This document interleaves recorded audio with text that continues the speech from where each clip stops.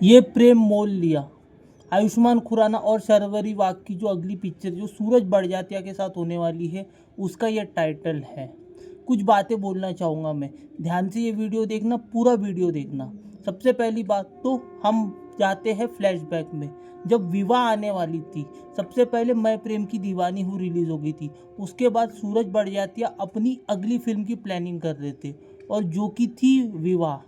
शाहिद कपूर भी उस टाइम पे रफ फेज से गुजर रहे थे, उनकी फिल्में भी नहीं चल रही थी, और इंडस्ट्री को भी उतना कॉन्फिडेंस नहीं था सूरज बड़जात्या पे कि भाई मैं प्रेम की दीवानी हूँ फ्लॉप हो चुकी है। अब उसके बाद सूरज बड़जात्या अपनी अगली फिल्म लेकर आने वाले थे, जो कि थी विवाह, जिसके स्टार कास्ट में थे Amrita Rao and Shahid Kapoor in lead role. तो Amrita Rao and Shahid Kapoor in lead role तो थे, कहानी का किसी को आइडिया नहीं था, डायरेक्शन का किसी को कुछ पता नहीं था कि सूरज बड़जात्या क्या बना रहे हैं। और शाहिद कपूर की भी फिल्में उस टाइम पे वैसी नहीं चल रही थी, कुछ फिल्में चल रही थी और कुछ फिल्में नहीं भी चल रही थी। मतलब जो कंटिन्यूटी होती है एक एक्टर की, कि भाई बैक टू बैक सक्सेसफुल फिल्में दे, बैक टू बैक हिट फिल्में दे, वो नहीं हो रहा था। उस टाइम पे विवाह आती है और इंडस्ट्री के पूरे डायनामिक्स चेंज हो जाते हैं। विवाह, अभी कल ही विवाह की एनिवर्सरी थी, मतलब कि 11 नवंबर को विवाह की एनिवर्सरी होती है। तो विवाह जब आई थी तभी इंडस्ट्री वालों को कोई एक्सपेक्टेशन नहीं थी, बॉलीवुड के जितने भी लोग थे उनकी कोई भी एक्सपेक्टेशन नहीं थी विवाह से। And Vivah came as a surprise package. उसमें रविंद्र जैन का जो म्यूज़िक था, जिस तरीके से वो कंसेप्ट बताए थे, journey from engagement to marriage, जिस तरीके से केमिस्ट्री थी between Shahid Kapoor and Amrita Rao, that was the highlight of the film. और स्टोरी तो बहुत कमाल की थी। स्टोरी जिन्होंने दिए थे राजकुमार बड़जात्या जी, जो कि सूरज बड़जात्या जी के पिताजी हैं। हर जो कहानी है सूरज बड़जात्या को, वो उनके पिताजी ही देते थे, राजकुमार बड़जात्या जी। सिर्फ जो ऊंचाई है, ऊंचाई की जो कहानी है उन्होंने खुद से लिखी थी। बाकी जितनी भी अगर आप देखोगे, जब तक के राजकुमार बड़जात्या जी जिंदा थे तब तक के सूरज बड़जात्या को वही कहानी देते थे, बिकॉज वो एज अ प्रोड्यूसर उनका जो क्रिएटिव दिमाग था, उनका जो आइडियाज़ थे, वो बहुत अमेजिंग रहते थे और टू द पॉइंट रहते थे। वो जिस तरीके से राजश्री प्रोडक्शन को लेके जा रहे थे, वो कमाल का था। He is a brainy person, बहुत दिमाग वाले पर्सन थे वो। उनका सक्सेसफुल रेशो बहुत अच्छा था, कि इसके साथ सचिन पिलगांवकर के साथ, जैसे सूरज बड़जात्या का सलमान खान के साथ थे, वैसे 1980s में या फिर 90s के जो एरा में, जब सूरज बड़जात्या उतने एक्टिव नहीं थे, अपना डायरेक्टोरियल डेब्यू करने की सोच रहे थे, हुआ नहीं था। उसके पहले भी सचिन पिलगांवकर एंड जो थे राजकुमार बड़जात्या, उनका जो रेशो था सक्सेसफुल फिल्मों का, वो बहुत ही कमाल था। तो he is a prominent name, he is a well establish person in the industry, सब उनको जानते थे। अब बात करते हैं ये जो आयुष्मान खुराना और शर्वरी वाघ की जो पिक्चर है, ये प्रेम मोल लिया। देखो सीधी सी बात है, टाइटल अंडरवेलमिंग है। टाइटल आपको पहली बार अगर आप सुनोगे, ये प्रेम मोल लिया, अगर आप ये टाइटल सुनोगे तो आपको भी पता नहीं चलेगा कि भाई ये क्या बना रहे हैं, क्या बना रहे। इसमें कोई बड़ा फेस नहीं है, इसमें कोई प्रोमिनेंट फेस नहीं है। अभी तक के हमने देखे थे सूरज बड़जात्या की जितनी भी फिल्में हैं, उसमें प्रेम का कैरेक्टर कौन प्ले कर रहा था? उसमें either you have Salman Khan और either you have Shahid Kapoor. ठीक है, ऋतिक और अभिषेक की मैं बात ही नहीं कर रहा हूँ, ठीक है, ऋतिक रोशन और अभिषेक बच्चन को स्किप कर दो। अभी तक की जितने भी आपने प्रेम के कैरेक्टर देखे हो, तो उसमें आपने क्या देखे हो कि प्रेम के कैरेक्टर में मोस्टली आपने सलमान खान को देखे हो और विवाह में शाहिद कपूर को देखे हो। ठीक है, तो हम एक्सपेक्ट करते हैं कि जब सूरज बड़जात्या प्रेम को लेके आएंगे तो हम पहली प्रेफरेंस किसको रखते हैं? सलमान खान को। लेकिन इस बार वो नहीं है। ये फिल्म में आयुष्मान खुराना है जो कि प्रेम का रोल प्ले करने वाले हैं, शर्वरी वाघ फीमेल लीड होने वाली है, अनुपम खेर होने वाले हैं, इसमें सीमा पाहवा होने वाली है और सुप्रिया पाठक होने वाली है। ठीक है, ये इसकी स्टारकास्ट होने वाली है। अब टाइटल अंडरवेलमिंग है, डेफिनेटली है। टाइटल से कुछ समझ में नहीं आ रहा है, स्टोरी का पता नहीं चल रहा है और स्क्रीन प्ले का कुछ भी नहीं पता चल रहा है। ठीक है, अब सिर्फ शूटिंग शेड्यूल की बात करूँ तो 7 दिन का कांदीवली का एक शेड्यूल है, वो ख़त्म करे है।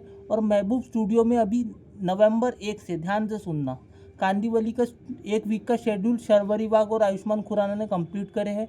और नवंबर 1 से 60 डेज़ का जनवरी 2026 तक के, yes you heard it right, जनवरी 2026 तक के ये फिल्म की शूटिंग चलने वाली है। फिल्म सेकेंड हाफ ऑफ 2026 को टारगेट करती हुई नजर आएंगी। तो बात करते हैं, हमारे टॉपिक पर आते हैं। इस फिल्म में कोई बड़ा फेस नहीं है, इस फिल्म में कोई भी प्रोमिनेंट फेस नहीं है।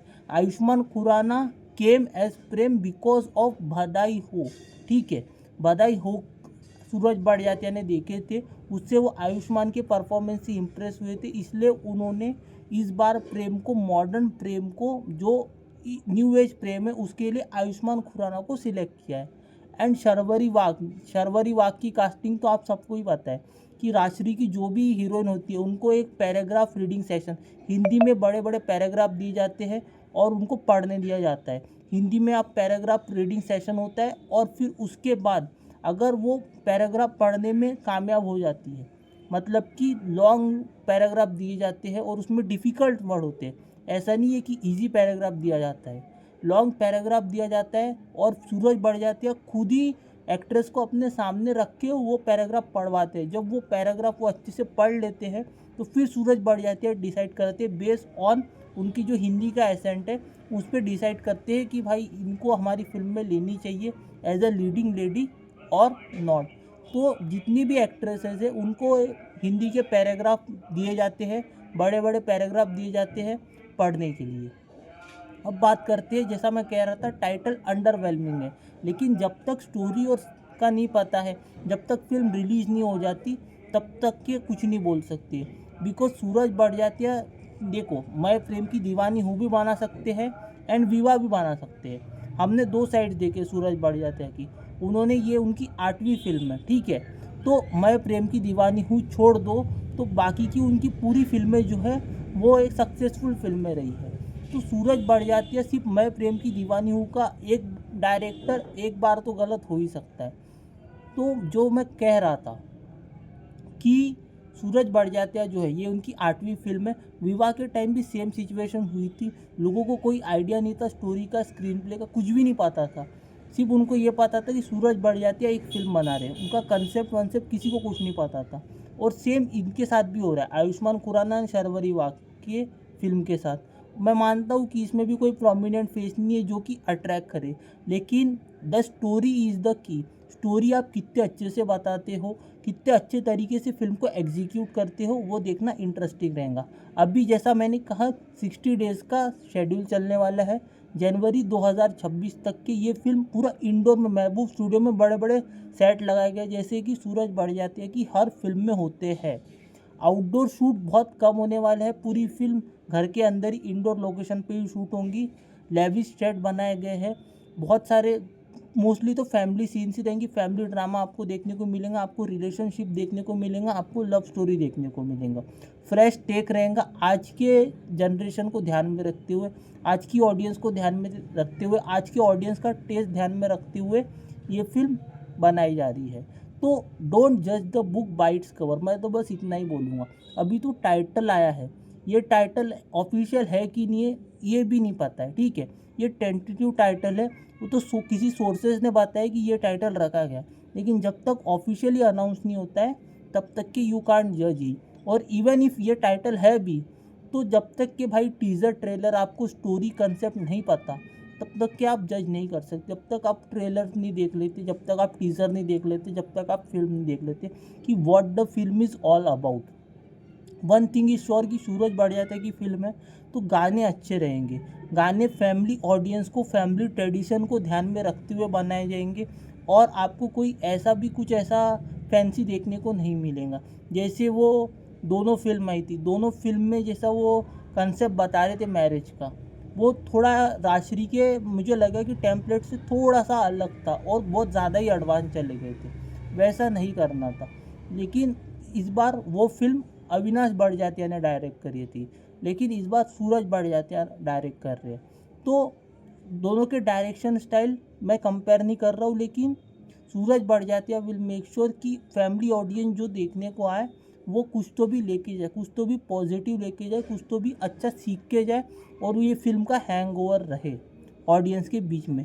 तो even if the film is bad, title से अंडरवेलमिंग लग रही है, तो इवन इफ़ द अगर फिल्म बुरी भी बनती है तो अब वो आपको ट्रेलर टीज़र के बाद जब आप फाइनली फिल्म देखोगे तब आप बोल सकते हो, तब आप डेफिनेटली बोल सकते हो। लेकिन टिल द टाइम रिलीज नहीं हो जाती तब तक के भाई be positive and hope for the best. Vivah के टाइम भी सेम सिचुएशन थी, जब उनको चांस दिए तो फिर ये लोग भी नए हैं, आयुष्मान एंड शर्वरी वाघ भी नए लोग हैं, पहली बार प्रेम का रोल प्ले कर रहे हैं, तो उनको भी चांस दो, उनको भी let them show their skill. पहले उनको काम तो करना है, पहले तो उनको दिखाने तो क्या दिखा रहे, उसके बाद जज करना। तो let's hope for the best. आप मेरे को बताओ, what do you think of this film of Sharvari Wagh and Ayushmann Khurrana? What do you think of Ayushmann Khurrana as Prem? What do you think of Sooraj Barjatya as director? ये मेरे को आप कमेंट सेक्शन में बताओ। बाकी इस वीडियो में इतना ही, मिलता हूँ आपसे अगले वीडियो में, तब तक के लिए good bye, God bless and have a great day all of you, take care.